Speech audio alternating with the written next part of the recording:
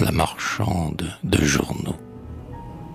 De brander les journaux du soir, la liberté, la France, cet appel sans cesse répété par la vieille marchande à la voix âpre et claire. Je faisais halte au coin du faubourg populaire, dont les vitres flambaient dans le soleil couchant, et prenais un journal pour le lire en marchant. Ce n'est pas que je sois ardent en politique, les révolutions rendent un peu sceptique, mais par vieille habitude et besoin machinal, je parcours volontiers tous les soirs un journal, pour savoir si l'on va changer ou non de maître, comme avant de sortir on voit le baromètre. Demander les journaux, le temps, le moniteur, et prenant le paquet tout frais que le porteur lui jetait en courant dans sa pauvre boutique, la bonne femme active à servir la pratique. Derrière un vasiste ouvert sur le trottoir, se démenait, cherchait des sous dans son tiroir, et vendait d'une humeur absolument égale, papier conservateur ou feuille radicale. Et lorsque je prenais un journal au hasard, « Ah, vous voilà, monsieur, vous arrivez bien tard, disait-elle gaiement. Voyez, ma vente est faite. Je n'ai plus qu'un pays et que 2 estafettes. Et c'est toujours ainsi lorsque les députés, comme ils ont fait hier, se sont bien disputés. Et quand on dit qu'on va changer le ministère. Quelquefois je causais auprès de l'éventaire avec la brave vieille aux yeux intelligents, car mon goût est très vif pour les petites gens. Et tout en déployant la presse ou la patrie, qui m'envoyait sa bonne odeur d'imprimerie, j'avais pour mes 3 sous un instant d'entretien. Mon Dieu, pour le moment, ça ne va pas trop bien. C'est la morte saison, vous savez, et la chambre ne se réunira que vers la mi-novembre. Les grands formats sont nuls, les petits journaux n'ont que les faits divers et que les tribunaux. Vous autres, les messieurs, vous chassez, vous êtes au bain de mer, aux eaux, sans le sou des grisettes qui ne voudraient pour rien manquer le feuilleton de leur petit journal. À peine vivrait-on. Pour écouler ce tas de papier qu'on imprime, c'est triste à dire, mais il faudrait un gros crime. Je ne désire pas qu'il arrive, grands yeux, mais du temps du procès Billoire, quel coup de feu. Quand on a publié toutes ces infamies, monsieur, j'étais au bout de mes économies.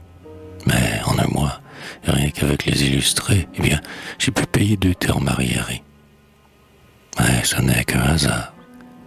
Tandis que les tapages à Versailles, voilà le temps des forts tirages, ça ne peut pas manquer et ça revient 20 fois.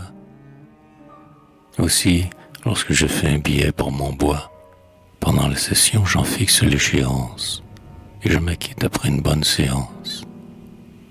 Je m'éloignais, trouvant singulier le destin qui voulait que ce fût le crime du matin, ou le tumulte fait dans les chambres à la veille, qui donna quelques ans à cette pauvre vieille. Je trouvais un plaisir ironique à savoir que l'antique combat du peuple et du pouvoir, et tout leur vain travail pour mettre en équilibre le besoin d'être fort et l'ardeur d'être libre, le prétoire vibrant à la voix des tribuns, l'assemblée en démence et les cris importuns qu'on poussera toujours autour du Capitole, et tout ce que produit au jour de rage folle le parlementarisme et son jeu régulier aidassent cette femme à payer son loyer. Il me plaisait assez que le bruit de la presse assura par hasard le pain d'une pauvresse, et que tout ce scandale eut ce bon résultat qu'elle put vivre à bord du vaisseau de l'État, durement ballotté sur la mer politique, ainsi qu'une souris dans un transatlantique.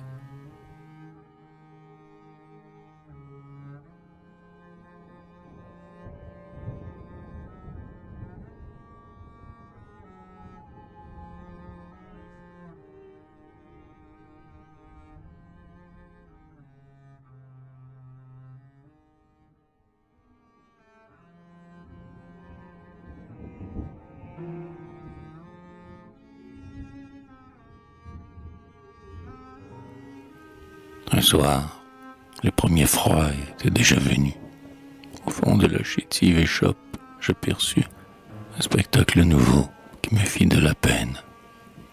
C'était un pauvre enfant, 8 ou 10 ans à peine, blond, pâle, l'air malade, habillé tout en deuil, qui se tenait assis dans un petit fauteuil, ayant sur ses genoux un vieux dictionnaire et regardant avec des yeux de poitrinaire. Je demandai quel est donc ce petit garçon. Mais c'est mon petit-fils, il apprend sa leçon, me répondit d'un air tout orgueilleux la vieille. Et les frères en sont très contents. À merveille, repris-je, ses parents l'ont envoyé vous voir. Hélas, mon bon monsieur, voyez, il est en noir. Pauvre enfant, il n'a plus sa mère ni son père. Mais sa bonne maman l'élèvera, j'espère. Maintenant, il n'a plus que moi, cher innocent. Il a coûté la vie à ma fille en naissant. Et voilà des malheurs qu'on ne peut pas comprendre. Des orphelins d'un jour. Quant à mon pauvre gendre, il était étameur de glace, et les gens, dans ce vilain métier, ne durent pas 10 ans. S'ils n'ont pas les poumons comme un soufflet de forge, à cause du mercure. Allons, un sucre d'orge, dis-je à l'enfant, qui vint pour me remercier, prit mes sous et courut, joyeux, chez l'épicier. Et quand je fus resté seul avec la marchande, l'enfant se porte bien? J'attendais la demande. Monsieur, répondit-elle avec un gros soupir. C'est le chagrin que j'ai tous les jours à subir. Non, il ne va pas bien, que je suis malheureuse. Avec ses yeux cernés, sa figure creuse, c'est tout son père. Il souffre, hélas, le cher petit. Il tousse, il dort à peine, il n'a pas d'appétit. Enfin, le médecin dit que c'est la croissance, c'est qu'il est si mignon et d'une obéissance. Et tout ce qu'il voudrait, il l'apprendrait, je crois. Mon Joseph, à l'école, il a toujours la croix, mais sa santé, voilà ce qui me désespère. Courage, dis-je. Enfin, mon commerce prospère, continua l'aïeul, et de telle façon, monsieur, que rien ne manque à mon pauvre garçon. Le bon Dieu, quand j'ai trop de mal, me vient en aide. Tenez, j'ai cru l'enfant malade sans remède, voilà tantôt 3 ans. Le docteur ordonna des médicaments chers, du vin de quinquina. Mais, juste en ce moment, je m'en souviens encore, la chambre renversa le cabinet du fort, et je gagnais des 12 francs par jour, donner ce qu'il fallait à mon petit amour. Au 16 mai, la vente allait, je vous assure, j'ai fourni mon Joseph de linge et de chaussures, et quand le maréchal à la fin est tombé, j'ai fait faire un habit tout neuf à mon bébé. Le retour de Joseph finit la causerie, mais je sortis de là, l'âme tout attendrie. Et j'avais le cœur pris par le simple roman de cet enfant malade et de sa grand-maman. Le lendemain, je dus partir pour la province, mais sans les oublier, et l'intérêt fort mince qu'aux choses de l'État jusqu'alors j'avais mis, grandit quand je songeais à mes humbles amis. Car je ne pouvais plus juger la politique qu'au point de vue étroit de leur pauvre boutique. Et quand, par un hasard devenu bien banal, j'apprenais, en voyant les pages du journal, pleines d'alinéas et de rappels à l'ordre, que nos législateurs avaient failli se mordre, et qu'en plein Parlement ils s'étaient outragés, rêveurs, tout en lisant leurs discours prolongés, où le bon sens souffrait autant que la grammaire, je me disais, tant mieux pour la pauvre grand-mère.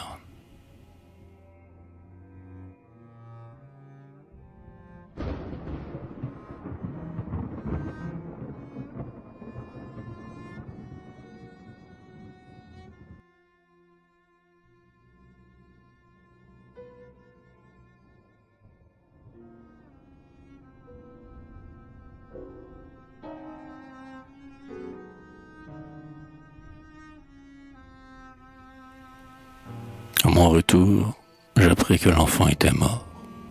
Ah, monsieur, me disait, en sanglotant bien fort, la vieille, devenue un peu de jour caduque. Quand on perd à mon âge un enfant qu'on éduque, c'est trop dur. Et bientôt j'en mourrai. Dieu merci. Je ne sais pas pourquoi je reste encore ici. Car je perds la mémoire, un rien me bouleverse, et je n'ai plus la tête à mon petit commerce. Autrefois, si j'étais âpre à gagner du pain, c'était pour partager avec mon chérubin. Maintenant, mon chagrin me nourrit. Que m'importe le reste. Voyez-vous, je suis à moitié morte. J'aurai 100 ans, monsieur, que je serai moins bas. Un client qui me prend tous les jours les débats, un bien brave homme, allez, qui plaint les misérables, m'a promis de me faire admettre aux incurables. Eh bien, soit, j'irai la mourir un de ces jours. Que pouvais-je répondre à ce navrant discours? Que faire pour calmer une douleur si grande? Hélas, rien. Et depuis, chez la pauvre marchande, quand j'entrais acheter quelques journaux du soir, j'étais muet devant cet affreux désespoir. Vers ce temps, ce n'est plus pour nous une surprise. Notre gouvernement était en pleine crise.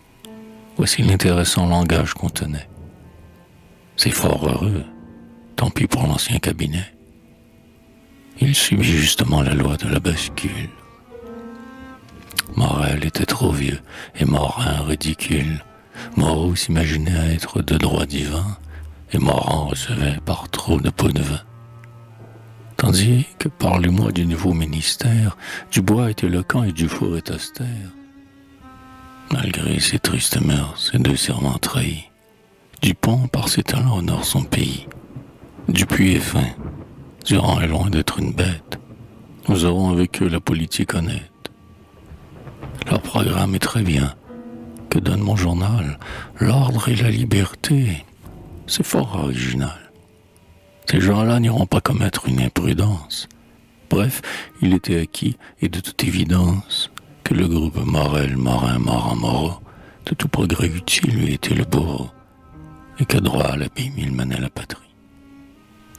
Tandis qu'agriculture, art, commerce, industrie allaient fleurir et prendre un essor bien plus grand par la combinaison du four, du bois, du rang. Je connaissais Durand, un homme fort aimable, et, depuis quelque temps, je me trouvais blâmable.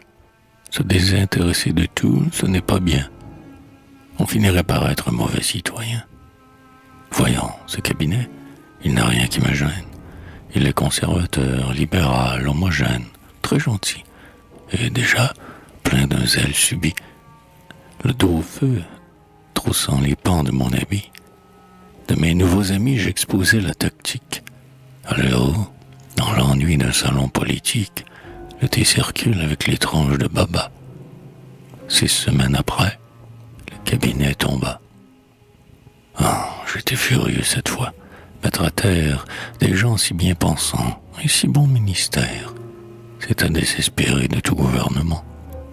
Et maudissant le vain besoin de changement qui, ce jour-là, venait de troubler les cervelles, levé de très bonne heure, avide de nouvelles, j'allais chez ma marchande acheter le journal. Paris avait été plus que moi matinal. Il ne restait plus rien qu'un siècle de la veille. Je fus stupéfait en regardant la vieille, car je lui retrouvais l'air joyeux qu'elle avait, les jours de gain, du temps que son enfant vivait. Le pauvre mort, pensais-je en mon humeur stupide, est oublié, ce n'est qu'une femme cupide. Mais, devant mon regard, l'aïeul avait compris. Ah, fit-elle, monsieur, ne soyez pas surpris si j'ai le cœur content de ce bon jour de vente. Moi, je n'ai plus besoin de rien et je m'en vante. Mais pour Joseph, avec de l'argent emprunté, j'ai pu prendre un terrain à perpétuité. Et j'ai fait des billets et l'huissier me menace.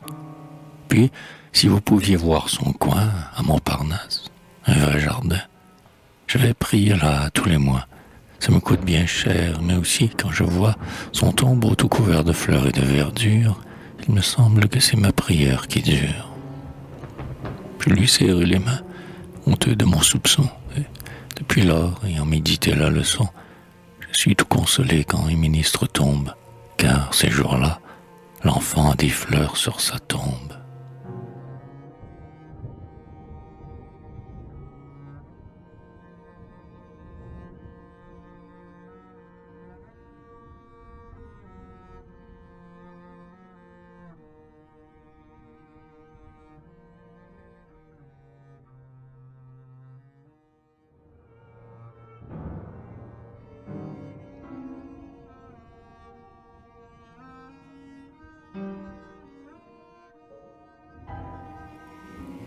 L'épave.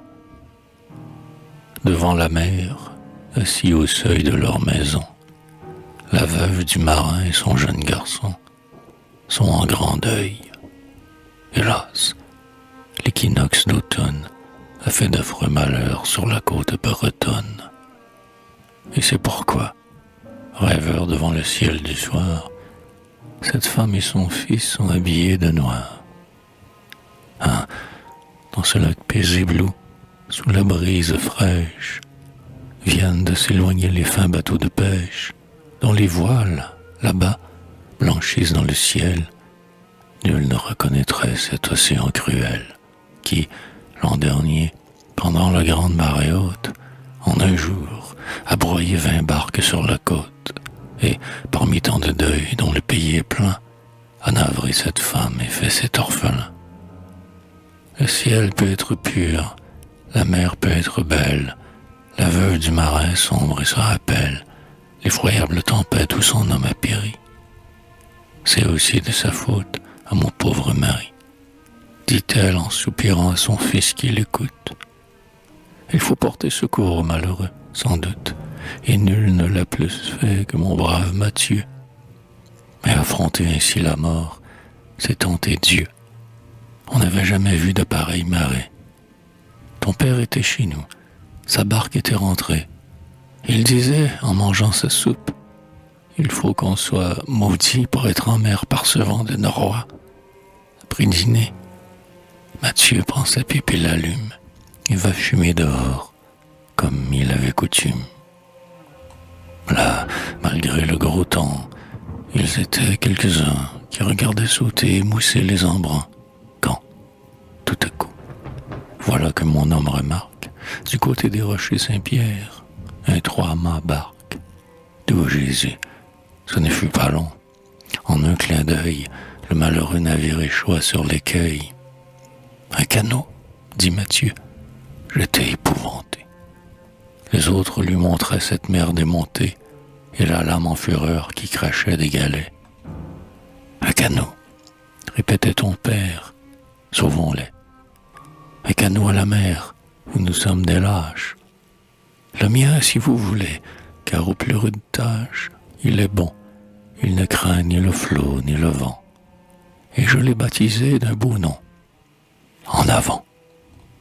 Ah, les hommes sont fous, mon tienneau. Ils partirent, et tous ont péri, tous. À l'heure où se retirent les vagues, tu m'as vu aller tout cet hiver, chaque jour, aussi loin que va la basse mer. Mais l'océan qui meurt à mes pieds les laves n'a jamais rejeté la plus petite épave. Pas plus du grand 3-mâts que du pauvre canot, ô mon mignon chéri, pauvre petit tienneau.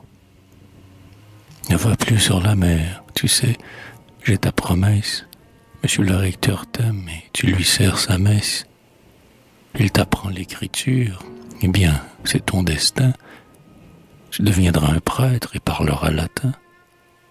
Et puis, loin de ces flots dont le bruit m'épouvante, quand tu seras curé, je serai ta servante. Ne te fais pas marin, d'ailleurs tu m'as promis. L'enfant se tait.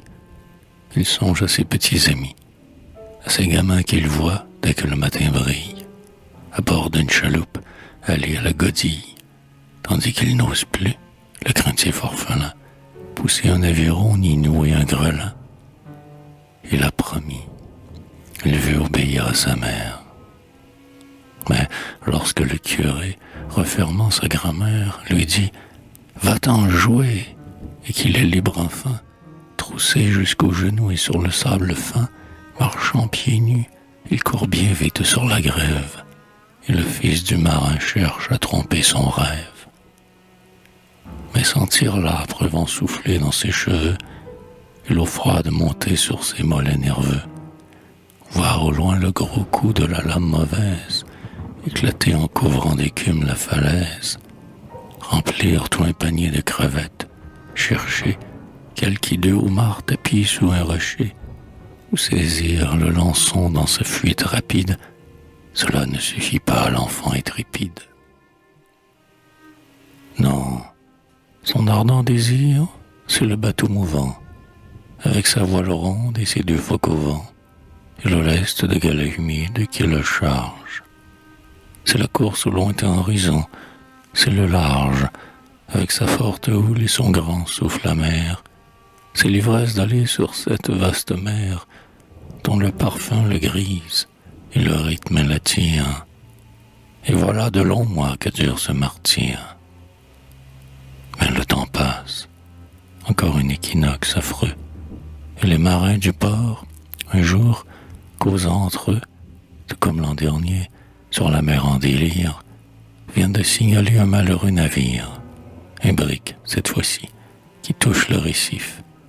À chaque lame, il fait ce sursaut convulsif qu'on pourrait appeler le râle du naufrage. Un canot à la mer, des hommes de courage, dit quelqu'un. Aucun d'eux n'a pu, certes, oublier les camarades morts de l'automne dernier. Mais voilà qu'on entoure une barque et qu'on l'arme. La mère de Thienot est là, pleine d'alarmes. Elle étreint son garçon et lui redit tout bas: « Tu sais, tu me l'as bien promis, tu n'iras pas. » Les yeux dilatés se mordant la bouche, l'enfant ne répond rien et regarde, farouche, les braves compagnons qui parent le bateau. Tout à coup, une lourde et sombre masse d'eau s'écroule avec fracas, couvrant tout de sa bave. Et devant l'orphelin, elle jette une épave, une planche pourrie et rongée où l'enfant a déjà distingué ces deux mots: en avant. L'Atlantique attiré du fond de son repère, ce débris de bateau, c'est un ordre du Père. Les sauveteurs sont prêts, ils poussent leur canot. Et, s'arrachant des bras de sa mère, Thienot saute auprès d'eux, saisit à la hâte une rame, et les voilà partis avec l'énorme lame. Comme on les suit des yeux, hardis, là, comme ils vont, Sainte Vierge, voyez cette lame de fond.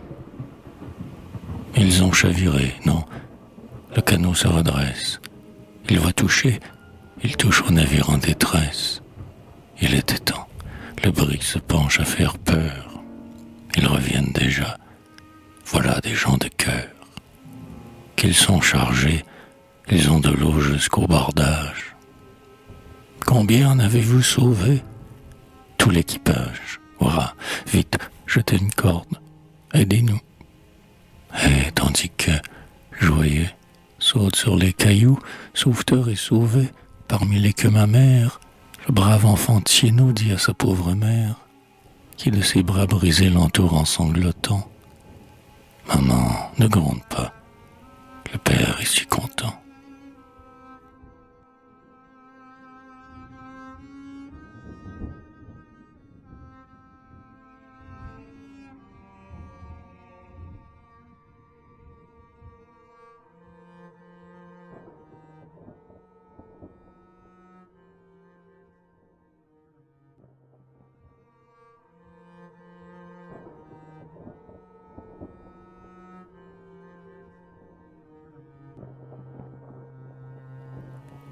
L'enfant de la balle.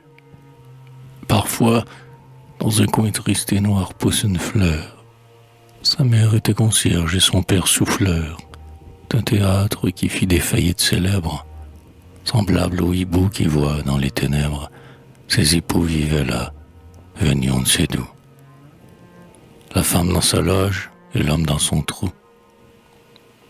Une enfant leur naquit, elle vit la lumière, du gaz, bien entendu, le soir d'une première, à l'heure où justement la toile se levait.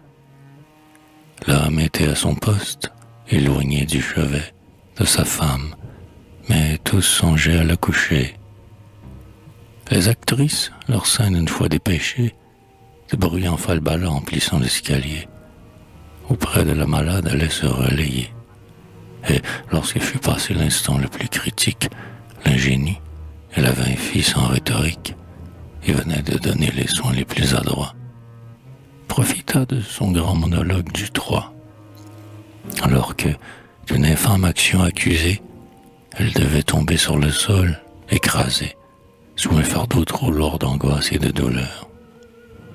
Pour accomplir sa chute en face du souffleur et calmer le souci du père de famille, en lui jetant tout bas ces mots: c'est une fille. D'ailleurs, ce fut un jour de chance et de succès. Le drame, il était plein de fautes de français, fit louer 200 fois la salle. Dès la veille, et la mère et l'enfant se portaient à merveille. Le nouveau-né gênant fort ses humbles auteurs, une souscription entre tous les acteurs fournit aux pauvres gens des secours provisoires. Le berceau fut prêté par le chef d'accessoires, et le comique, un fort buveur de son aveu, donna le biberon pour faire rire un peu. Tous aimaient la petite, et tous s'occupaient d'elle, et l'on tombera d'accord pour l'appeler Adèle, à cause d'Anthony, quand son meilleur destin, son père avait joué, très obscur cabotin, mais beau garçon, ayant l'œil noir, la taille mince, avec Dorval faisant sa tournée en province. Puis le baptême eut lieu. La troupe, avec ferveur, vit donner à l'enfant ce billet de faveur, que pour entrer au ciel on présente au contrôle. Et le parrain, c'était Saint-Phar, le premier rôle, ayant lu Polyeucte et pioché son credo, par son recueillement étonna le bedeau. La fête fut très bien de toutes les manières. On alla gentiment déjeuner près d'Asnières. À l'heure du spectacle, on revint à Paris, au milieu des gamins saluant à grands cris ces voitures de gais comédiens chargés. Et le soir, le pompier lui-même eut des dragées.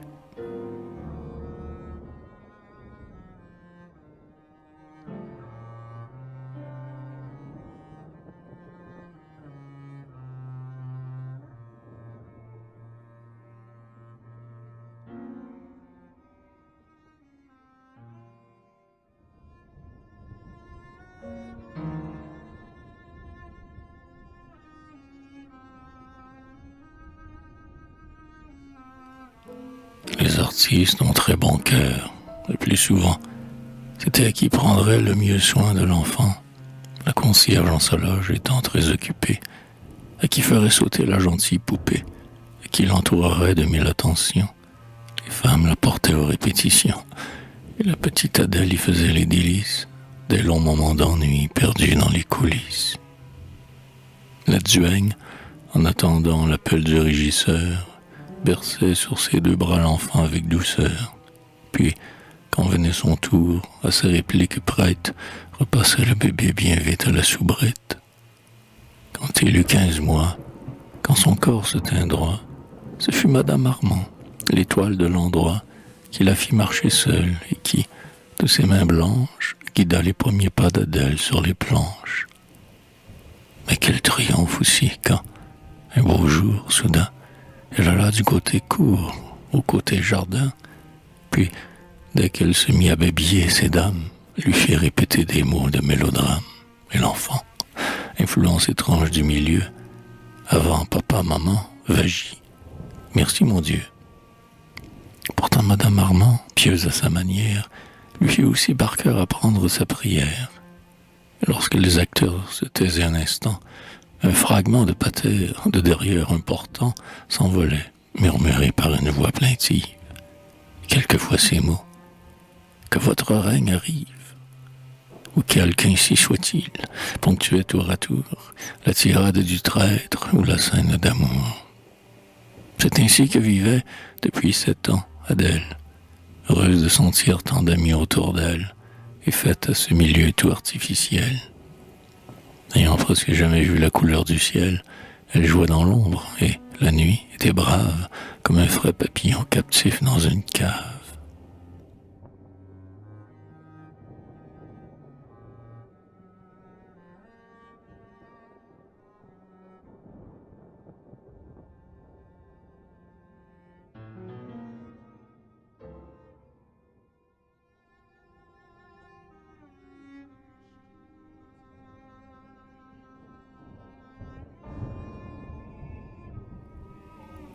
Vers ce temps, le théâtre où grandissait l'enfant allait très mal.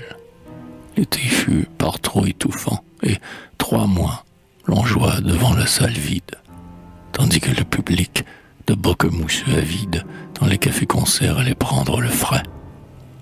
Puis un drame à décor ne couvrit pas ses frais. Puis vint une féerie, autre chute complète. Le directeur avait si bien perdu la tête que, devant son bureau, toujours plus encombré, de manuscrits poudreux et de papiers timbrés, pauvre âme, à moitié fou, fable de ses confrères, il songeait à monter des pièces littéraires.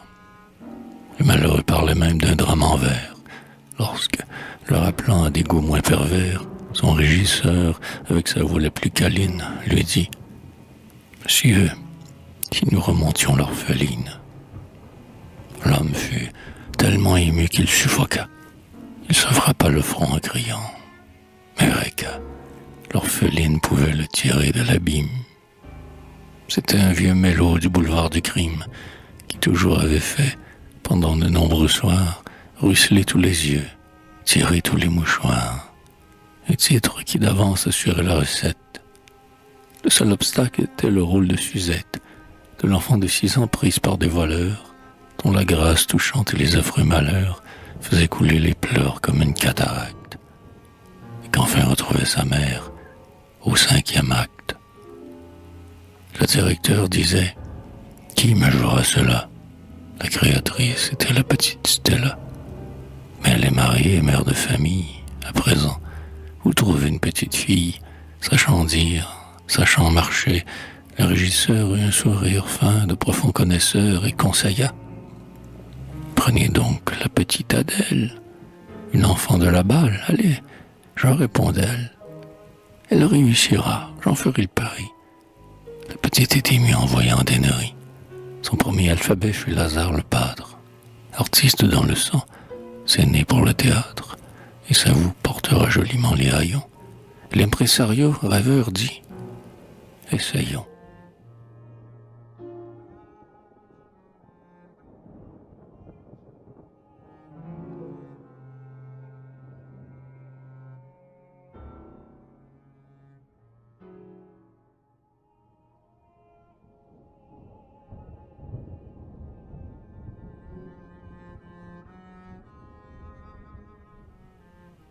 On mit donc l'orpheline à l'étude au plus vite, et l'on distribua le rôle à la petite, après avoir, avec un cachet de 10 francs, apaisé les légers scrupules des parents, qui d'abord alléguaient sa faiblesse et son âge. Et l'aisance régna dans le pauvre ménage, et la loge lança dès lors aux environs des parfums de civet et de dinde au marron. Pour Adèle, elle était par la joie étourdie. Un rôle, elle allait donc jouer les comédies. Un rôle, elle pourrait enfin se maquiller. Quand le vieux régisseur l'eut bien fait réveiller, on répéta, chacun pressentit la victoire. La petite vibrait comme au conservatoire, disait juste, écoutait à merveille, et savait, avec le moindre mot, obtenir un effet. Alors le directeur fit agir la réclame, assiégea les journaux, car, bien que son vieux drame fût écrit en patois et fût bête à pleurer, il était maintenant sûr de tout réparer et de combler le gouffre immense de sa dette. Adèle sur l'affiche eut son nom en vedette, au-dessus de Saint-Phar et de Madame Armand, ce qui fut un scandale, et depuis ce moment, l'actrice, qui naguère en faisait son idole, à l'enfant n'adressa même plus la parole, et Saint-Phar, furieux, menaça d'un procès. Cependant, on donna la pièce. Quel succès! Dès qu'Adèle parut, la salle fut conquise, Et vraiment, la mignonne actrice était exquise et ne ressemblait pas à ces pauvres enfants. Bâtards de perroquets et de singes savants, dont parfois le théâtre exhibe la torture. En argot de métier, c'était une nature. Elle vivait son rôle et ne le jouait point. L'artiste en elle était habile au dernier point, et l'enfant conservait cependant tous ses charmes. Adèle fit répandre une averse de larmes, quand, sans pain elle-même, aux pauvres du chemin, il donnait des fleurs qu'elle avait à la main. Elle eut 4 rappels, 20 bouquets, et la toile s'abaissa lentement sur la petite étoile, au milieu des sanglots, des bravos et des cris. Une Altesse royale, en passage à Paris, vint embrasser l'enfant et lui fit grand éloge, devant 10 reporters accourus dans sa loge. Ce fut une folie, un gros succès d'argent.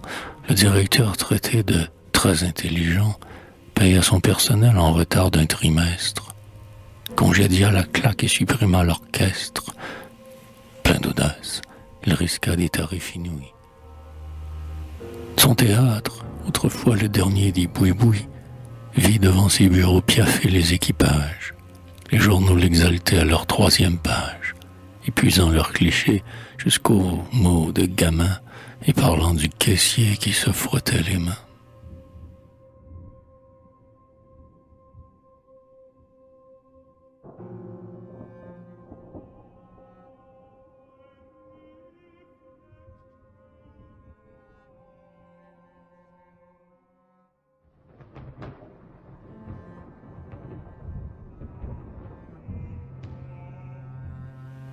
Hélas, n'en rions pas, car l'enfant phénomène est au dernier degré de la misère humaine. Regardez seulement ses grands yeux moribonds, au milieu des bouquets et des sacs de bonbons. Affolé et vivant comme dans une fête, Adèle se plaignait pourtant de maux de tête. Un frisson secouait parfois son corps nerveux. Elle portait, d'instinct, la main à ses cheveux et disait « C'est passé ». Mais l'enfant de la balle, un soir ayant joué sa scène principale, effraya les acteurs par son teint enflammé. Et l'un d'eux, le fameux comique bien-aimé, qu'adore les titis pour son grand nez qui bouge, lui dit « Mais pourquoi donc as-tu mis tant de rouge ?» Alors, touchant son front d'un geste machinal, « Non, je n'ai pas de phare, fit Adèle, j'ai mal. » Elle joua pourtant, mais la pauvre petite fut prise dans la nuit par une méningite. Quel désastre! On doubla le rôle sans pitié, mais la location baissa de moitié. Le médecin craignait une crise mortelle, et l'on n'entendait plus qu'un mot. Comment va-t-elle? Le directeur montra beaucoup de dévouement. Il l'avait fait porter dans son appartement, et de ses pères et mères il avait pris la place, veillant la chère enfant, lui mettant de la glace sur le front, l'entourant de ses soins amoureux. Une nuit, la malade eut un délire affreux.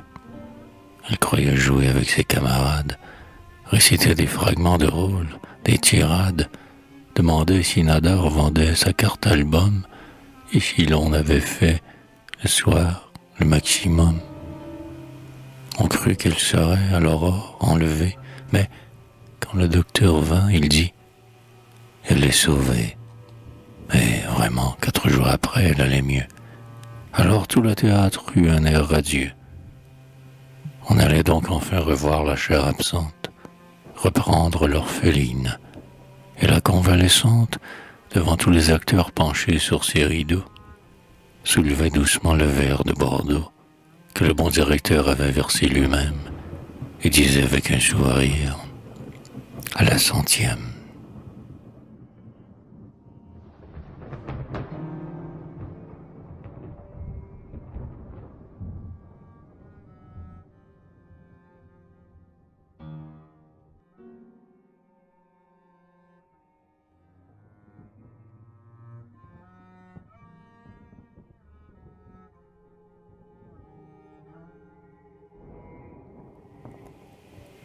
monde était très pressé de jouer.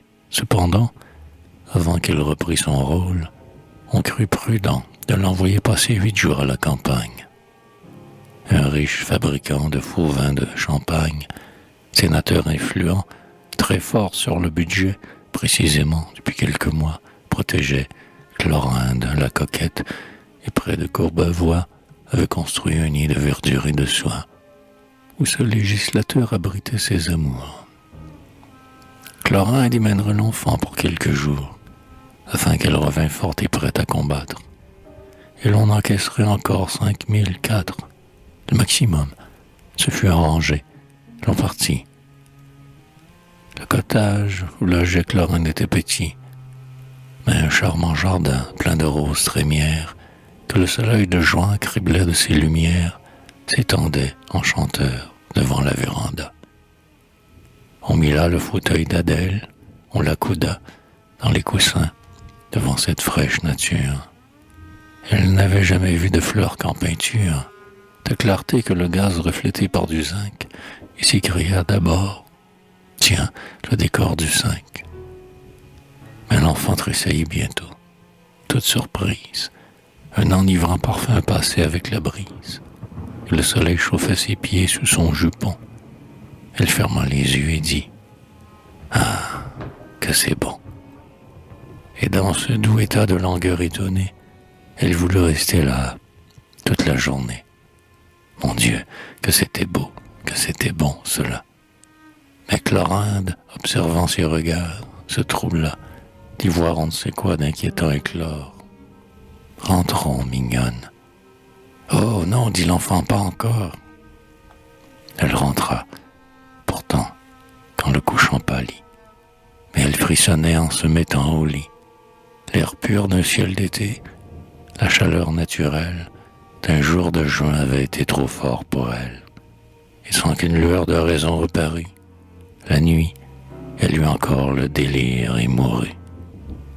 Car c'était une fleur à l'ombre habituée. Elle a vu le soleil un jour. Il l'a tuée.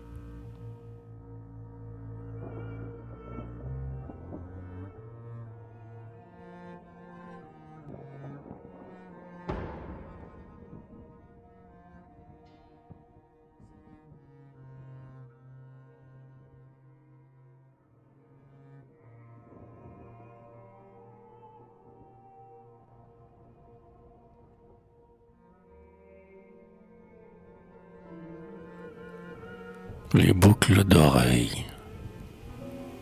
Levé au point du jour pour faire le chemin vers un hôtel princier du faubourg Saint-Germain, dont le lierre envahit la porte blasonnée, accourt de grand matin l'ouvrière en journée. Dans le brouillard, parmi les maçons aux pieds lourds, qui, leur pain sous le bras, descendent le faubourg, la mignonne fillette arrive de Plaisance et traverse, gantée et mise avec décence, la cour au sable frais que son pas fait crier.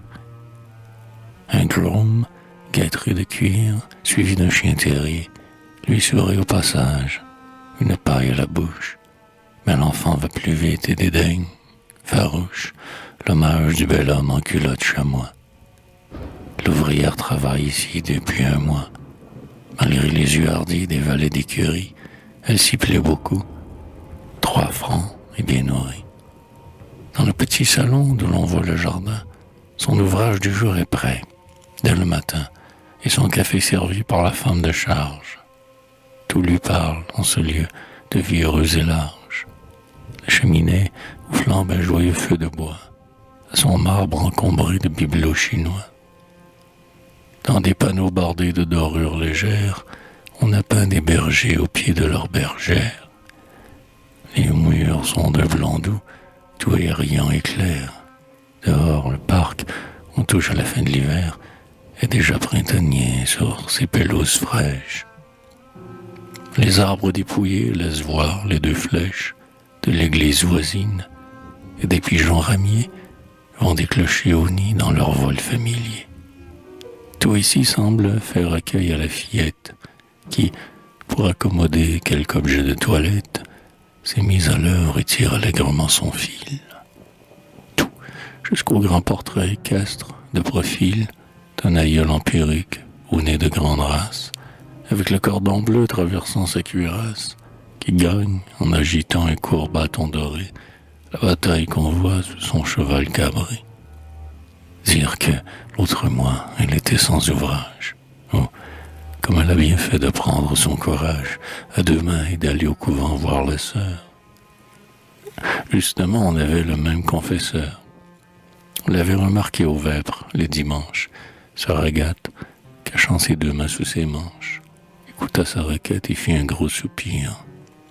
Mais dès le lendemain, on la faisait venir pour travailler et tous les jours chez la duchesse. Comme dans ce milieu de luxe et de richesse, on était bon pour elle, et comme on lui parlait, toujours mademoiselle, et toujours s'il vous plaît, très timide, elle s'est pourtant apprivoisée. Dans cette belle chambre, auprès de la croisée, devant ce grand jardin par instant regardé, quand, tout à son travail, le doigt coiffé d'un dé, elle coud vivement, en cassant des aiguilles. Surviennent quelquefois la duchesse et ses filles, les deux aimables sœurs qui se ressemblent tant. Pour parler de toilette, on s'arrête un instant, et la fille du peuple en est toute charmée. Car ce sont des « Bonjour, mademoiselle aimée » et ce fameux peignoir, eh bien, avance-t-il. La grisette piquant dans l'étoffe son fil explique aux jeunes sœurs, auprès d'elle penchée, comment il fera des bordures ruchées. Et l'on s'oublie alors en ces discours profonds qu'ont les femmes toujours à propos de chiffons. L'ouvrière aime à voir les nobles demoiselles et le parfum léger qui voltige autour d'elles, leur voix fraîche, leur teint pur sans vulgaire éclat, tout flatte et satisfait son instinct délicat. Elles disent « Maman, vois donc, c'est une fée, quelle adresse, quel goût !» Et, comme réchauffées par l'éclair bienveillant jailli de leurs beaux yeux, quand ces dames s'en vont, l'enfant travaille mieux. Pour elle, on a d'ailleurs des égards sympathiques. Elle ne mange pas avec les domestiques. Un laquais en livrée, moulé dans ses bas, apporte un guéridon à l'heure des repas, mais la nappe, il lui sert un tas de bonnes choses. Dans de la porcelaine où sont peintes des roses, et des mains connues dont le goût la surprend, et des gros fruits comme on en voit qu'au restaurant. Ce bien-être lui fait plaisir. Elle apprécie tous ces riens d'élégance et d'aristocratie. Telle une fleur chétive poussée en un coin, qui n'a vu le soleil au printemps que de loin, lorsqu'un rayon de juin, un instant la visite, s'épanouit un peu dans l'ombre qu'elle habite.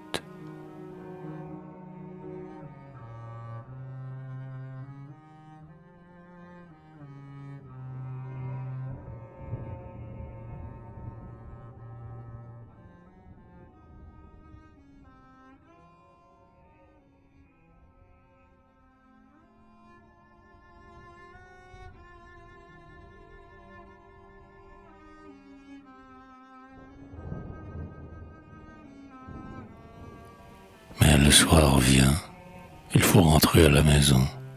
Franchissant de nouveau la porte au vieux blason, elle part à travers la foule qui circule. Le gaz est blême encore, la fin du crépuscule met des tons saumonés dans le ciel d'un vert fin. Et les passants nombreux se hâtent, ayant faim.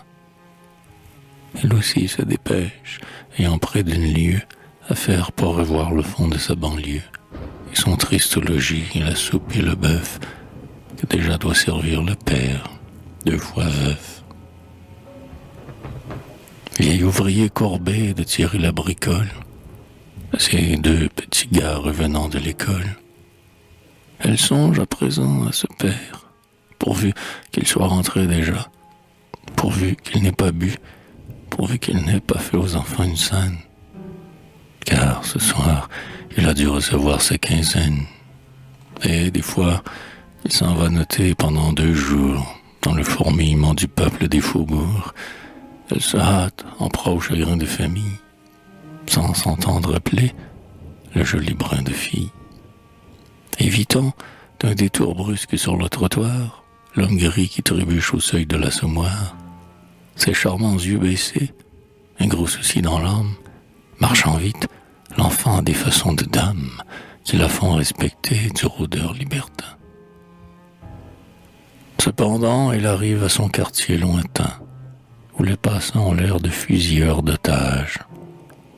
Elle atteint sa maison, monte ses 5 étages, entre chez elle, et c'est qu'elle l'a pressenti, son père, vilain homme, a fait le samedi. Les 2 gamins auxquels elle tient un lieu de mère, rentrés depuis longtemps de l'école primaire, et tout seuls au logis, ont déjà peur un peu.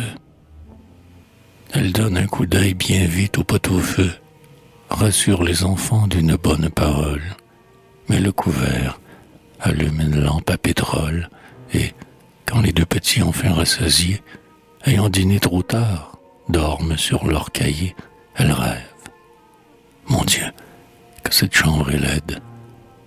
La lampe la remplit d'une odeur âcre et tiède. Sur le fauteuil qui perd son crin, un chapelet, auprès du petit poêle l'enfant est installé. Au mur pend une image à moitié déchirée, Gambetta détenue en pelisse fourrée, d'un geste de tribun guidant les bataillons. Les enfants assoupis sont vêtus de haillons. C'est la misère. Alors l'un de l'enfant se rappelle, l'hôtel vaste et pompeux, la chambre large et belle, le joli déjeuner et toutes ses douceurs, et la noble duchesse et les 2 jeunes sœurs qui viennent auprès d'elle, alors qu'elle travaille, si fraîche, se tenant gentiment par la taille, avec les calmes yeux et le teint pur et clair, des heureux d'aujourd'hui, de demain et d'hier. Ah, si l'on comparait leur vie avec sa vie, qu'éprouve-t-elle donc? Serait-ce de l'envie? Ce mauvais sentiment la fait pourtant frémir. Très lasse, elle s'accoude et voudrait bien dormir. Dans la maison, il règne un si profond silence qu'elle se laisse aller à cette somnolence. Mais un fracas connu vient soudain l'éveiller. C'est son père ivre-mort, tombant dans l'escalier.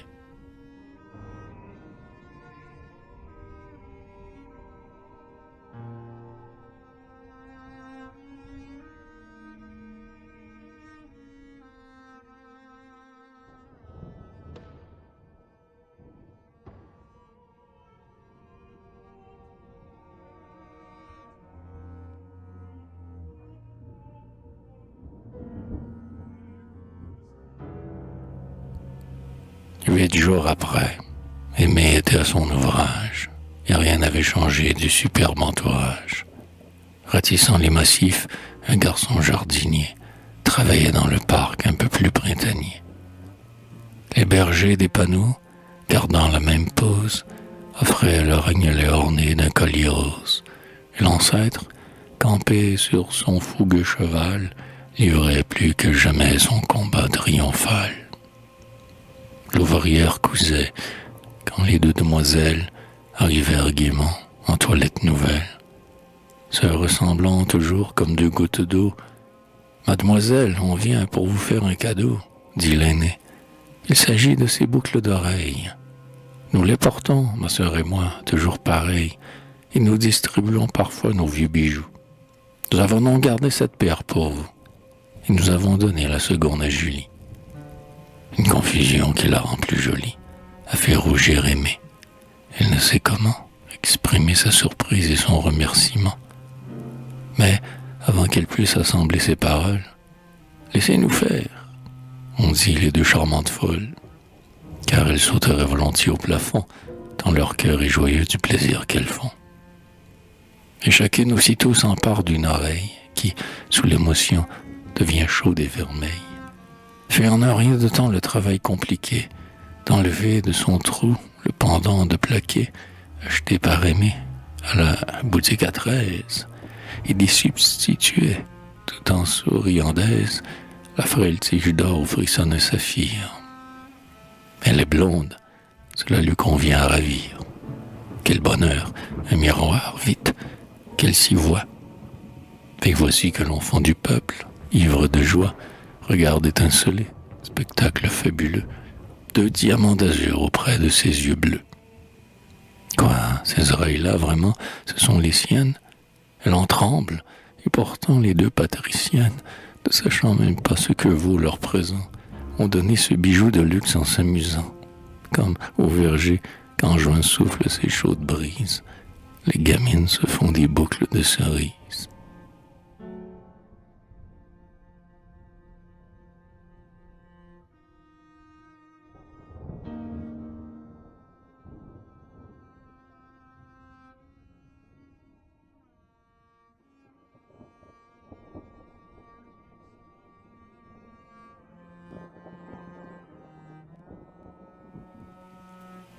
La nuit tombe. 8 jours encore se sont passés. L'ouvrière revient chez elle à pas pressé. Les deux sœurs, si souvent sur son travail penchées, l'ont comblé aujourd'hui de cornets de dragées. Car la plus jeune, espiègle au sourire taquin, la veille était marraine à Saint-Thomas d'Aquin.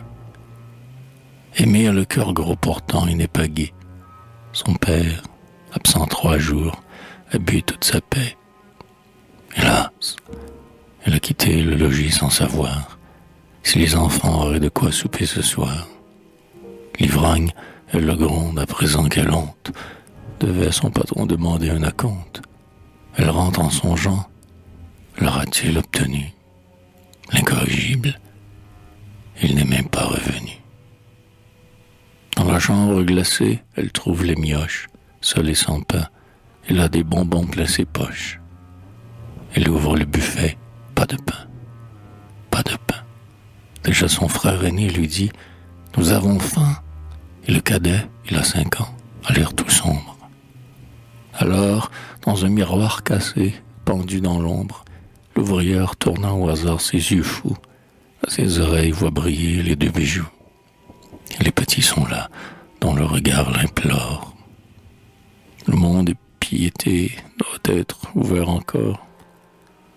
Elle sort brusquement, se touchant le front. N'ayez pas peur, ce soir les enfants souperont. Cette nuit-là, ce fut la pire de ses veilles. Comment faire à présent sans les boucles d'oreilles? Chez ces dames de main, comment se présenter? Et leur regard surpris, comment les supporter? Tout dire. Mais dut-on croire son témoignage?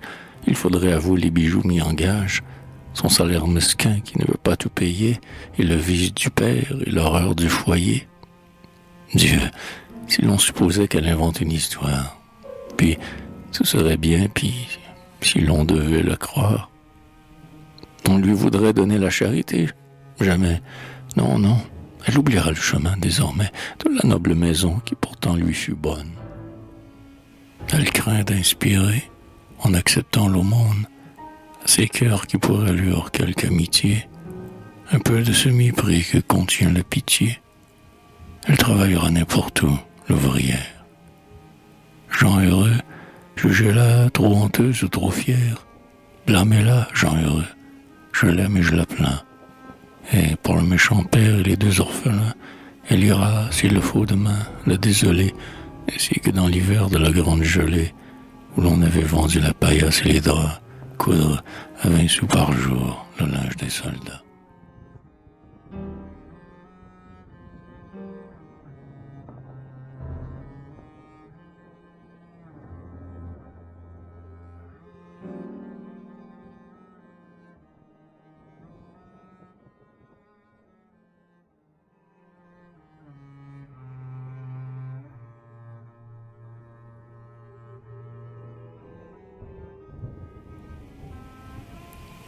Or, hier, accompagnant ses filles, la duchesse, contée à sœur Agathe, au sortir de la messe, commence à protéger une perle, ma foi, n'était plus revenue, et sans dire pourquoi, malgré tout leur effort de bonté délicate.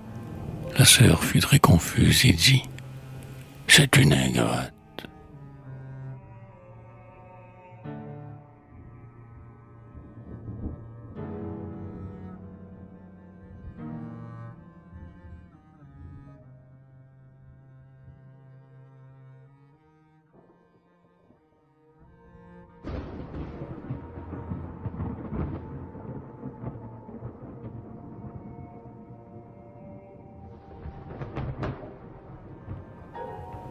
le roman de Jeanne.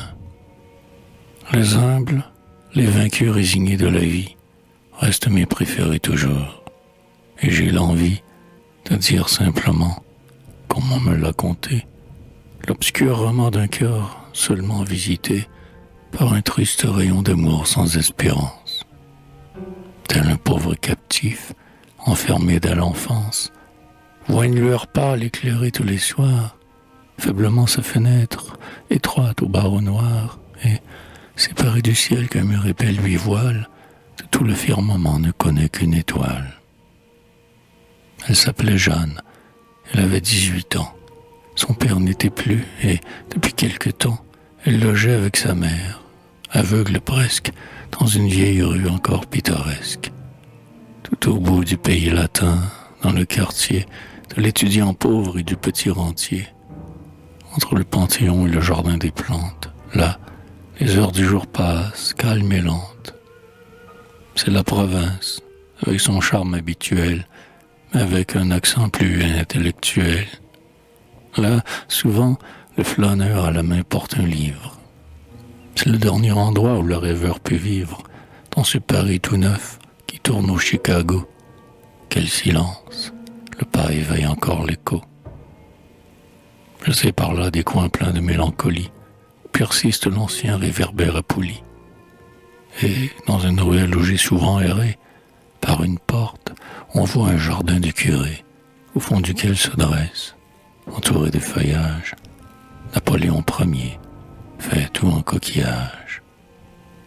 Les deux femmes logeaient dans ce quartier perdu, près des toits, et soignaient un jardin suspendu, sur un petit balcon où, le soir, tout près d'elles, passait le souple vol des noires hirondelles.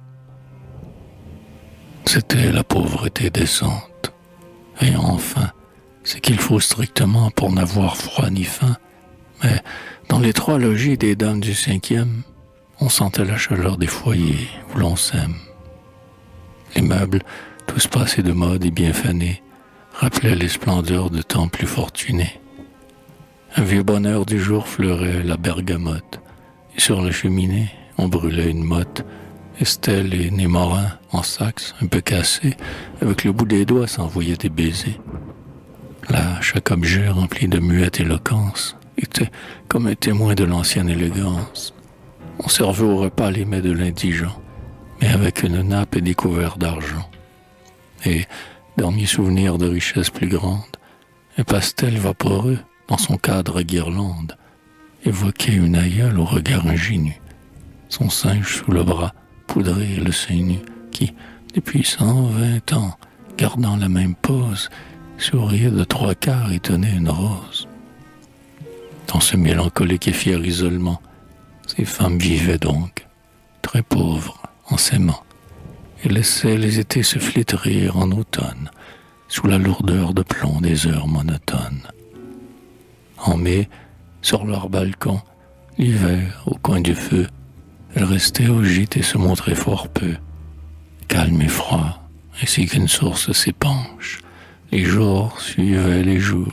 Cependant, le dimanche, parmi le grouillement du quartier mouffetard, elles allaient à la grand-messe, à Saint-Médard, triste église qui n'a, sous ses noires ogives, qu'une rare assistance aux figures plaintives. Orpheline des sœurs en petits bonnets ronds, pauvresse à marmot qui détourne le front, au moment où le clerc passe en faisant la quête, et vieillards à genoux sur leurs vieilles casquettes, toutes deux se plaçaient dans la nef, et parfois, Jeanne chantait, mêlant sa jeune et fraîche voix au rituel romain que la maîtrise écorche. Puis, ayant fait l'aumône aux mendiants du porche, toutes deux regagnaient le logis, lentement. On les voyait encore, mais assez rarement, quand les chaleurs d'été devenaient accablantes, dans un coin retiré du vieux jardin des plantes. Au pied d'un marronnier, elle venait s'asseoir. La mère aux yeux éteints tricotait sans y voir, et Jeanne s'occupait à quelques broderies. Par instant, du côté de la ménagerie, éclataient de durs cris de volailles. Et souvent, dans le parfum des fleurs apportées par le vent, on sentait tout à coup une odeur fauve et rude. Jeanne, à peine jolie, en cette solitude, se plaisait, respirant les fleurs à quelques pas, et les rares passants ne la regardaient pas. C'étaient de pauvres gens, des résignés comme elle, une mère portant son fils à la mamelle, deux soldats côte à côte, hypnotisés d'ennui, ou bien par le soleil et l'espace ébloui, et roulant dans ses yeux la tristesse et la crainte, l'ouvrier sans travail, mâchant sa pipe éteinte.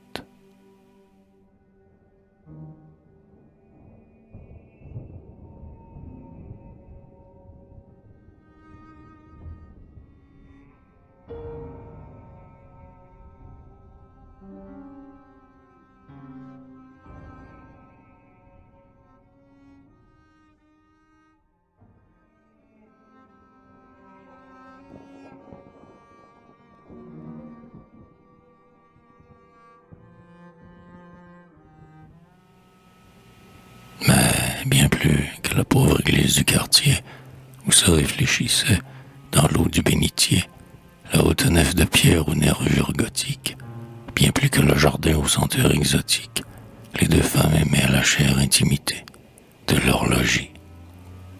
Souvent, par les beaux soirs d'été, sur la terrasse, après le dîner très sommaire, dans un large fauteuil, Jeanne installait sa mère et restait là, rêveuse, au balcon se coudant, devant le grand Paris, dans la brume grondant. Le soleil se couchait, sous son oblique flamme, comme une hydre aux deux coups monstrueux. Notre-Dame gonflait tout près de là son énorme chevet. Et plus loin, près du fleuve empourpré, s'élevait, fine, svelte, ajourée et d'ornements fleuris, la flèche du palais, comme une orfèvrerie.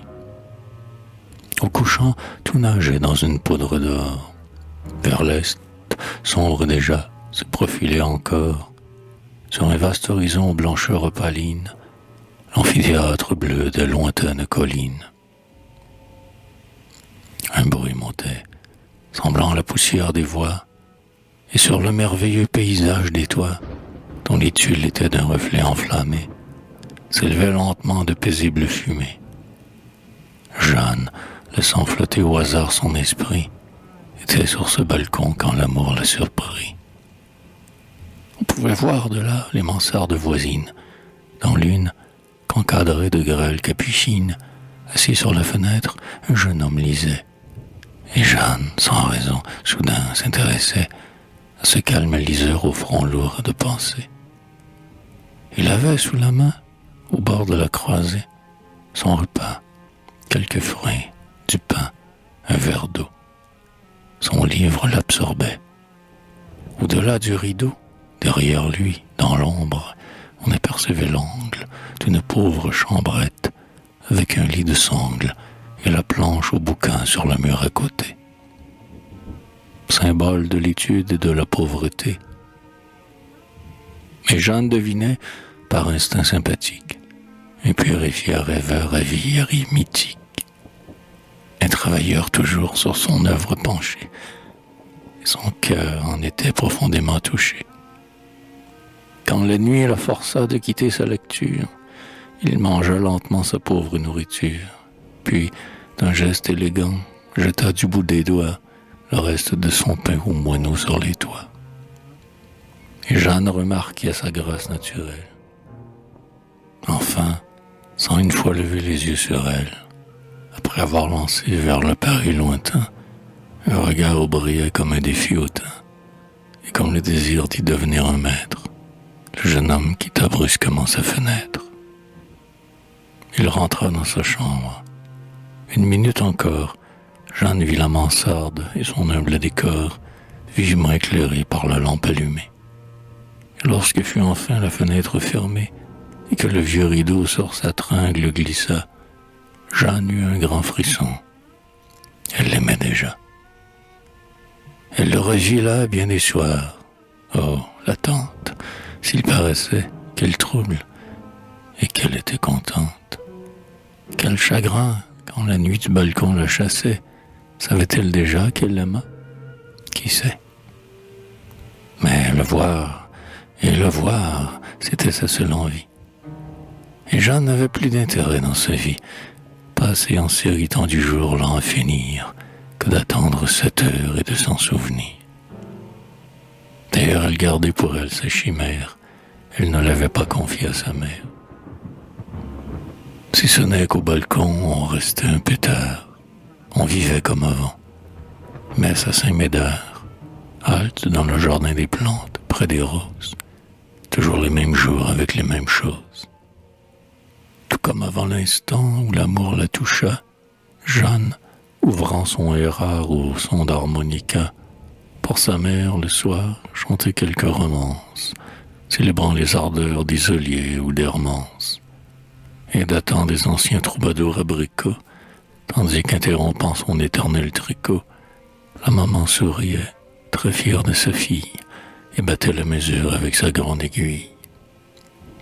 Ainsi, ne laissant voir ni trouble, ni langueur, Jeanne dissimulait le secret de son cœur.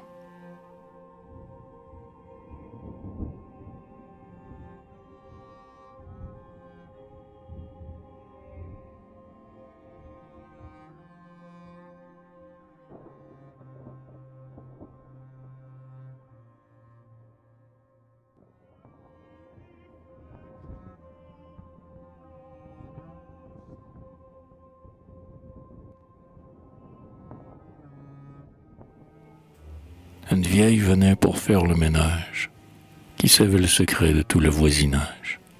Par elle, j'en appris qu'elle était l'inconnue. Dans l'immense Paris, depuis 2 ans venu, il recevait un peu d'argent de sa province. Rarement, mais très pauvre, il avait l'air d'un prince. Il vivait à l'écart, seul et mystérieux. Sa jeunesse, son air farouche, ses beaux yeux, ses longs cheveux flottants, comme en ont les artistes, avaient tourné la tête aux petites modistes dont la boutique s'ouvre au coin du carrefour.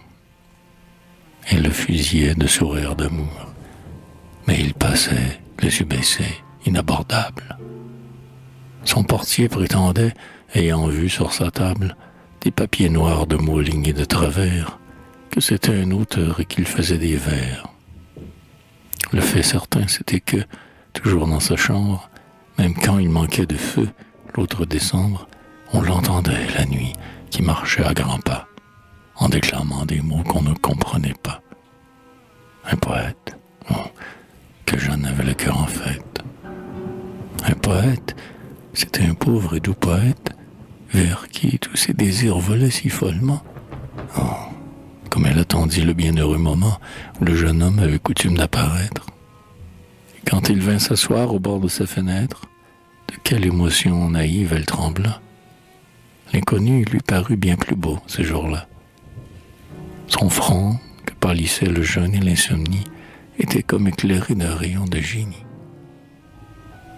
Il lut quelques instants, fit son repas frugal, au moineau de Paris, dont l'essaim amical, de petits cris joyeux charmaient sa solitude, il émietta son pain, selon son habitude, puis, s'accoudant, toujours hautain et gracieux, s'abîma dans son rêve en regardant les cieux. Ce fut alors que Jeanne eut la cruelle idée qu'il ne l'avait jamais un instant regardé. Hélas, ce fut alors qu'il se rappela les soirs, les nombreux soirs qu'il avait passés là, heureuse de subir ce charme involontaire, sans que jamais les yeux du rêveur solitaire se fussent une fois tournés de son côté, et, songeant tout à coup qu'elle était sans beauté, qu'elle n'avait qu'un pâle et délicat visage, qu'on ne se retournait jamais sur son passage. Pauvre enfant comprit, en sanglotant tout bas, qu'elle était amoureuse et qu'on ne l'aimait pas. Elle connut alors la douleur, mais que faire? Son miroir, consulté, pour elle fut sévère. Avec lui qu'elle navrant regard, elle échangea. Jeanne vit tout son sort, se résignant déjà. Elle devait vieillir près de sa mère infirme. Il faut bien accepter un malheur qui s'affirme. Elle oublierait, allons, c'était bien résolu. Comme elle l'eût aimé, pourtant, s'il eût voulu, pensant de sa folie effacer toute trace, elle s'interdisait d'aller sur la terrasse, On n'y venait que tard, à la nuit, tout à fait. Mais là, le souvenir plus vif la poursuivait. S'appuyant au balcon, triste, un doigt sur la tempe, elle voyait briller devant elle la lampe du poète au travail dans sa chambre enfermée. Ah, s'il avait voulu, comme elle l'eût aimé. Alors, elle sentait plus fort son infortune, et ses doux yeux en pleurs brillaient au clair de lune.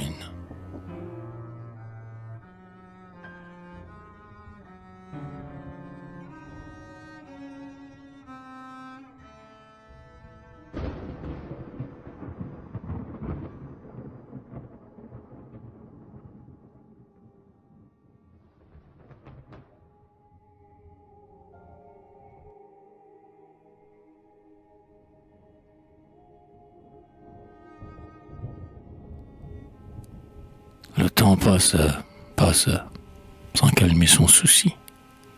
Jeanne, par charité, pour se distraire aussi, donnait quelques leçons au fils d'une indigente, sa voisine. Jolie, de mine intelligente, cet enfant lui faisait trouver les jours moins longs.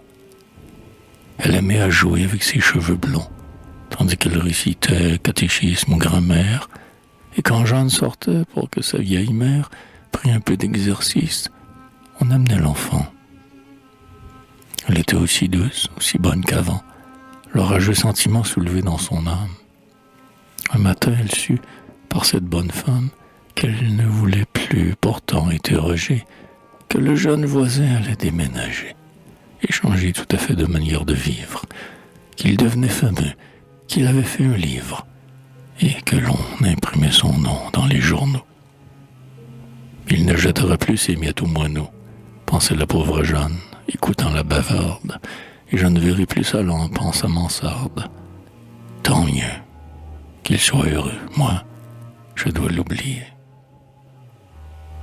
2 jours après, avec leur petit écolier, par une après-midi de juin des plus brûlantes, Jeanne et sa mère étaient dans le jardin des plantes, à l'ombre de leur grand marronnier favori. Heureux d'être dehors, le gamin de Paris fouettait joyeusement près d'elle ses toupies. L'aveugle, par la chaude atmosphère assoupie, avait abandonné son tricot un moment, et Jeanne, à son côté, brodait nerveusement. Elle s'interrompit soudain. La jeune fille venait contre son dé de casser une aiguille et cherchait vainement près d'elle son étui. Quand, dans l'allée, un homme apparut, c'était lui. Elle le vit de loin, c'était lui, le poète. Il marchait absorbé, pensif, baissant la tête, peut-être murmurant quelques rimes tout bas. Il s'avançait toujours, il était à 10 pas. Jeanne eut le cœur étreint d'une émotion telle qu'elle crut défaillir. Quand il fut tout près d'elle, ayant vu quelque chose à terre, il se baissa. C'était l'étui perdu. Le passant ramassa l'objet, du regard cherchant à qui le rendre, perçut Jeanne et fit un pas pour le lui tendre. Alors la pauvre fille eut un immense espoir. Il allait lui parler, la connaître, la voir, la deviner, l'aimer peut-être. Oh, bonne chance. Mais le petit garçon, par gentille obligeance, courut vers le jeune homme en lui tendant la main. Le poète remit sa trouvaille au gamin et, par ses beaux cheveux d'enfant séduit sans doute, le baisa sur le front et poursuivit sa route. Le fol espoir de Jeanne, hélas, s'était enfui. Mais quand l'enfant, venant lui rapporter l'étui, lui présenta sa tête innocente et bouclée, l'amoureuse, un instant de désir affolé, étreignit le petit d'un geste ardent et prompt, et recueillit, collant ses lèvres sur ce front, avec un rauque et long sanglot de tourterelle, ce baiser de hasard qui n'était pas pour elle.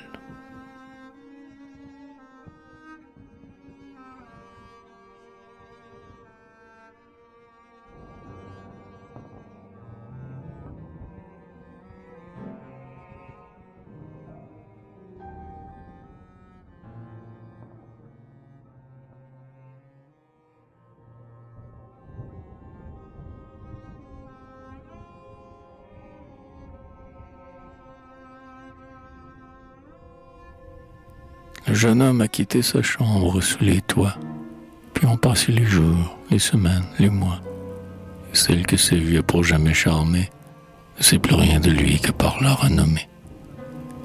Pareil aux pauvres gens qu'on voit en carnaval, écouter la musique à la porte d'un bal, Jeanne, qui font souffrir son cœur et sa mémoire, entend de loin ce nom retentir dans la gloire. Tandis que sans amour, sans joie et sans beauté, toujours elle s'enfonce en son obscurité. Sa vie est grise et morne, et elle veut s'y résoudre. Une ouvrière, assise à sa machine à coudre, habite la mansarde où Jeanne aimait avoir le poète rêvé devant le ciel du soir. Avec le calme ennui que l'habitude enfante, elle fait son devoir de fille et de servante. Elle oublie, et parfois, quand le petit garçon, la pauvre voisine arrive à la maison, étend naïvement son front à sa caresse, Jeanne, se reprochant ses minutes d'ivresse, et ne voulant plus même un moment se griser avec le souvenir de l'ombre d'un baiser, à ne pas embrasser ce front pur se condamne. Et ce baiser, ce fut tout le roman de Jeanne.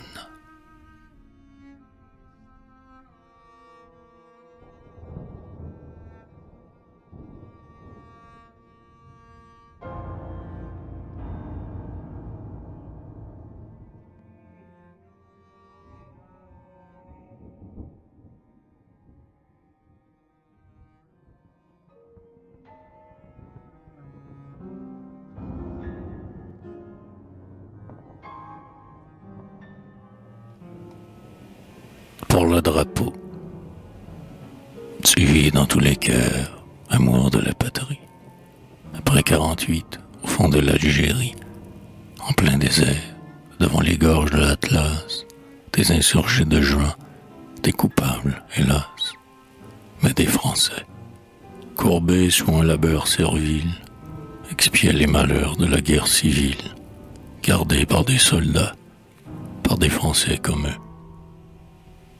Et là, tous, l'orateur de club jadis fameux, l'envieux déclassé, l'utopiste sincère, l'honnête travailleur gâté par la misère, tous, braves gens trompés ou sinistres voyous, ils remuaient la terre et cassaient des cailloux.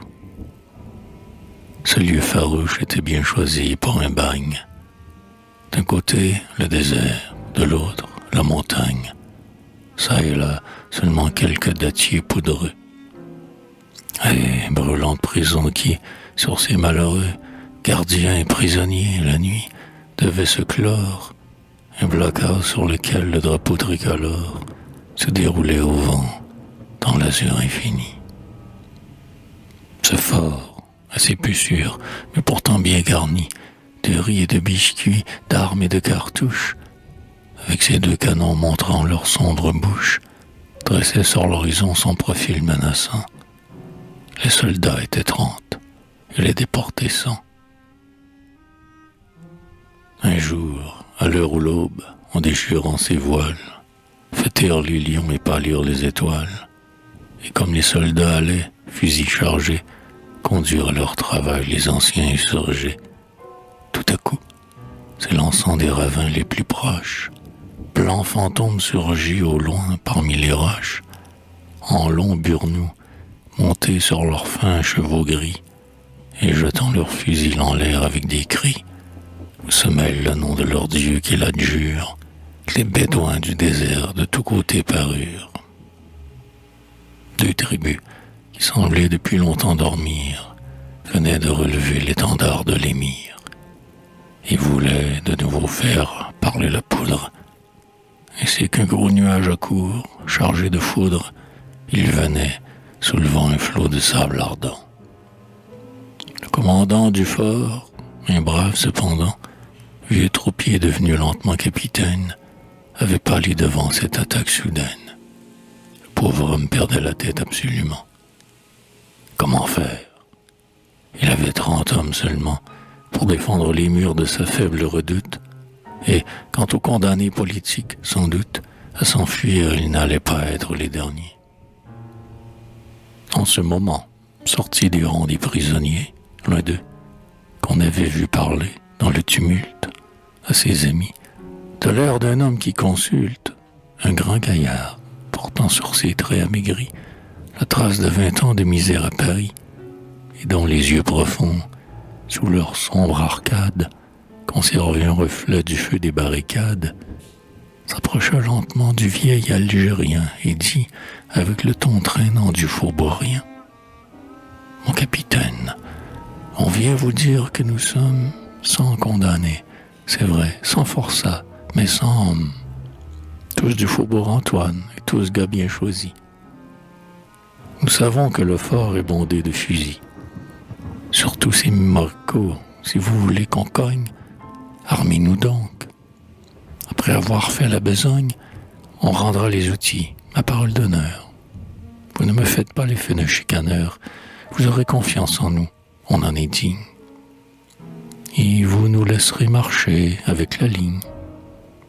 Prêtez-nous les fusils et nous sommes sauvés. » La loque qui flottait sur nos tas de pavés n'était pas, après tout, le vrai drapeau de France, et le rouge n'est bon qu'en pantalon garance. « Voyons, mon capitaine, ai-je dit. » L'officier, trop ému pour répondre et pour remercier, fit donner sur le champ au bagne rendu libre de bons fusils avec des balles de calibre. Il était temps. 300 Arabes étaient là, galopant tout autour du fort, criant « Allah !» et tiraillant déjà sur ses minces murailles. Soudain, les 2 canons vomirent leurs mitrailles, qui firent reculer l'insolent tourbillon. Puis, sortant du blockhouse, un hardi bataillon où des soldats marchaient auprès de gens en blouse, et chaussés de sabots comme en 92, vint se mettre en bataille et commença le feu. Le combat fut sanglant et vif, mais dura peu.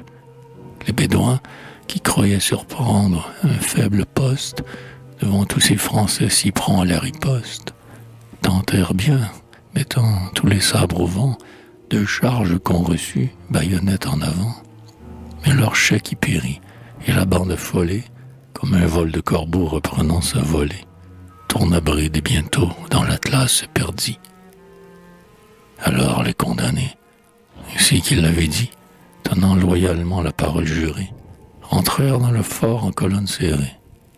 Sans hésitation, ils mirent en faisceau, devant le commandant, leurs fusils encore chauds.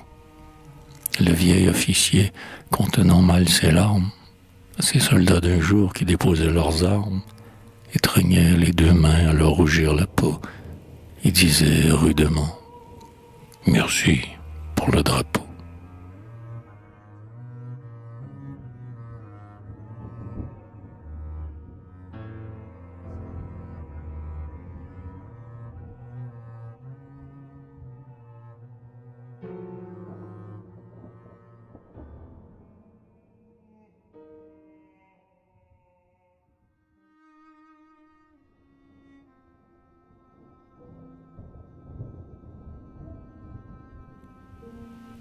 Bleuette.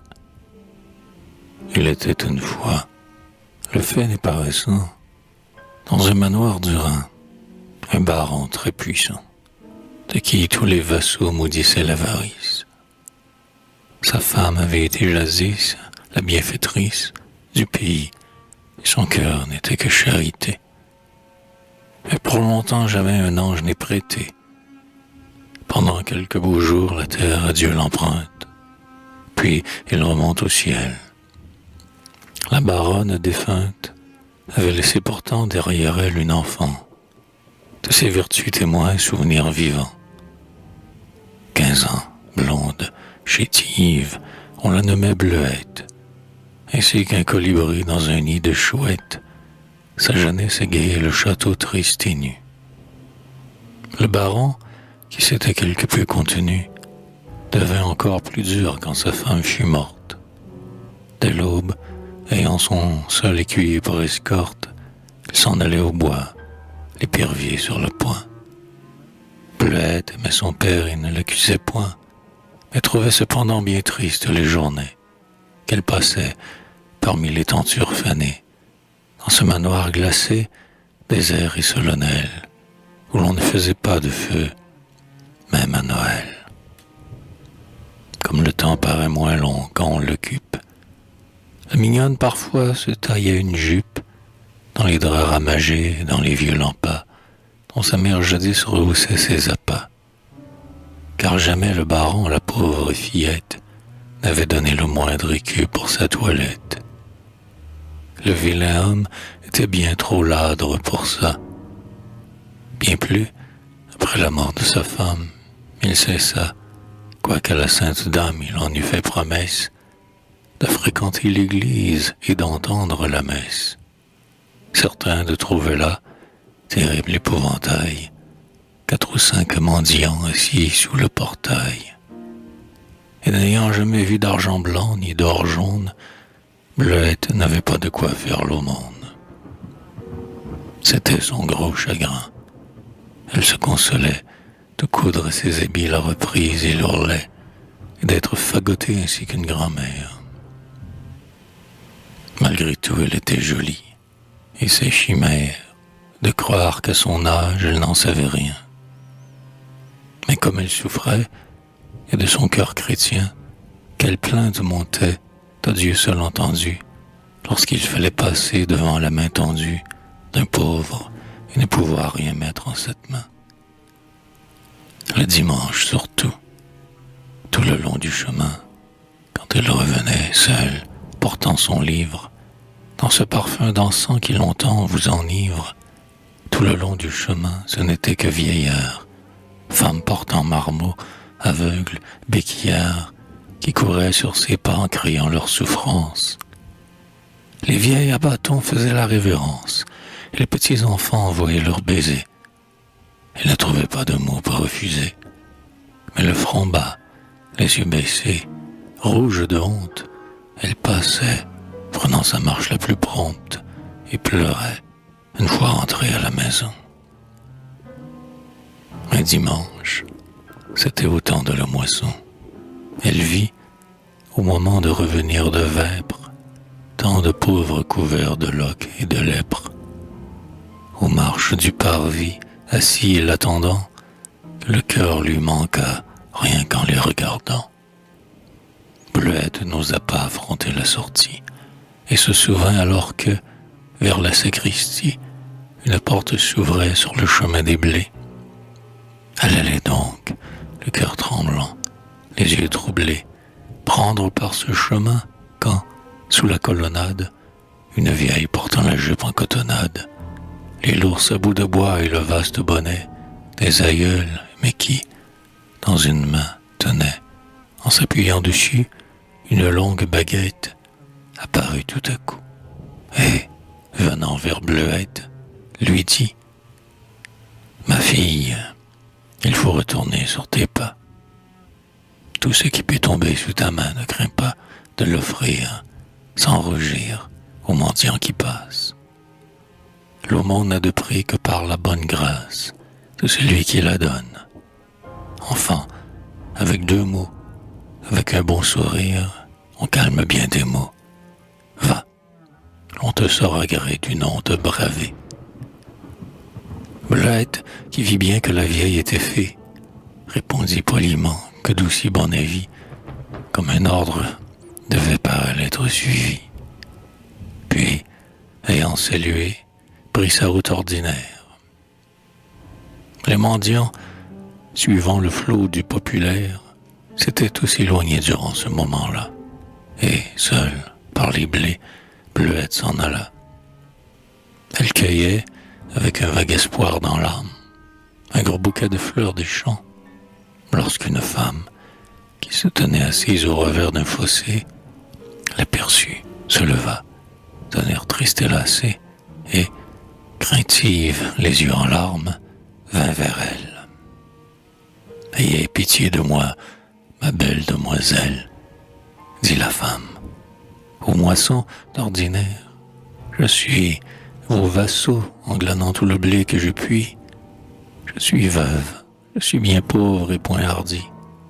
Mais cette fois, voyez, je sors de maladie, j'arrive la dernière et tout est ramassé, et je meurs de fatigue au bord de ce fossé. » « Hélas, lui répondit la bonne demoiselle, Je n'ai pas même un sou dans ma pauvre escarcelle.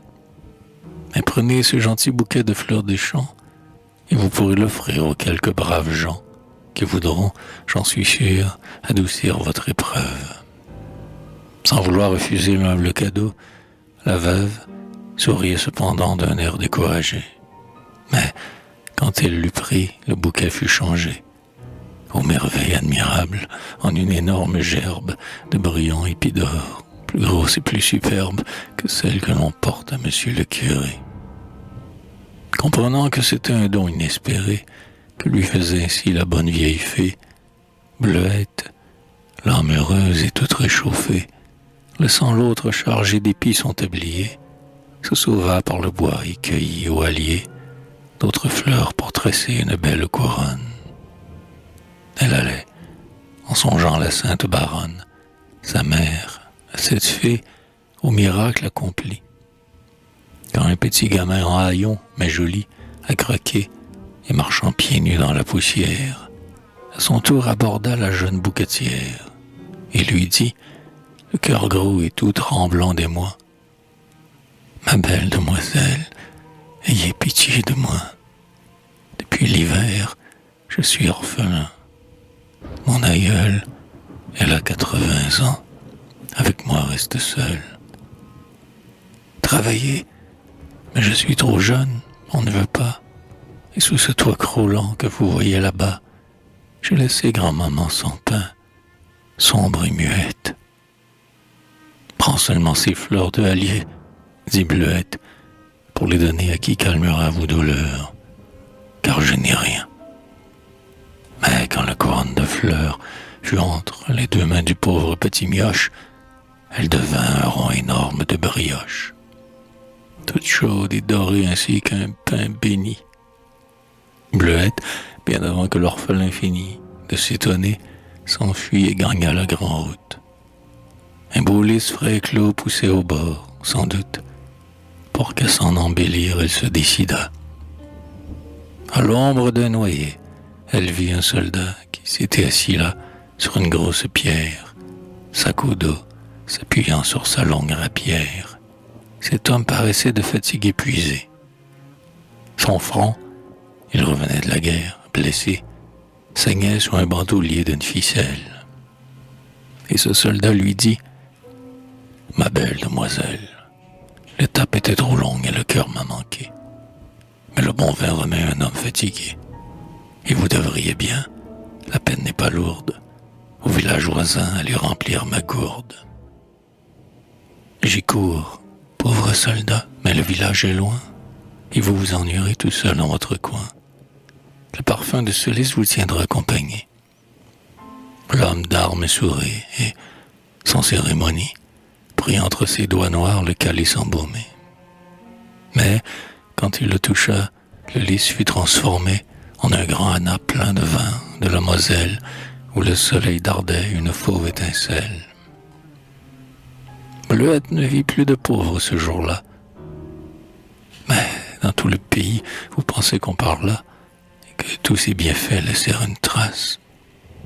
Or, son père, le soir, revenant de la chasse, trouve tous ses vassaux émus et rassemblés, et tous de lui parler de la gerbe de blé, comme de la brioche énorme et du grand verre. Il n'en peut plus douter, c'est un fait qu'on avère, et sa cupidité s'en réjouit déjà. Donc, après le souper, que le baron mangea sans appétit, et quand l'unique domestique eut enfin desservi la table très rustique, il attira Bleuette entre ses deux genoux. « Maintenant, lui dit-il, nous sommes entre nous.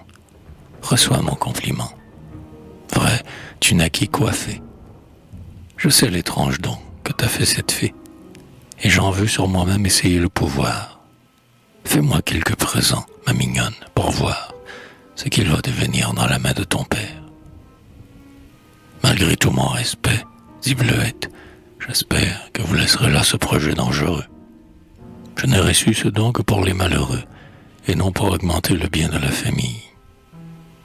Laisse-moi donc. C'est trop de scrupules, ma fille. Donne-moi seulement, rien que pour essayer, la médaille de plomb qui pend à ton collier. Le pire qu'il se peut faire, c'est qu'elle reste ce qu'elle est, un bijou de valeur très modeste. Mais si nous la voyons être soudainement un lourd médaillon d'or ou bien un diamant, c'est qu'aussi ton pouvoir nous échoue en partage. Bleuette n'osa pas résister davantage. Il mit, bien qu'à regret, dans la main du vieux fou, la médaille de plomb qui pendait à son cou. Mais l'avare frémit quand il l'eut empoignée, car il ne tenait plus qu'une horrible araignée, toute noire, effroyable, avec des bras velus. Faisant pour la jeter des efforts superflus, l'avare serait mort d'effroi dans la bataille.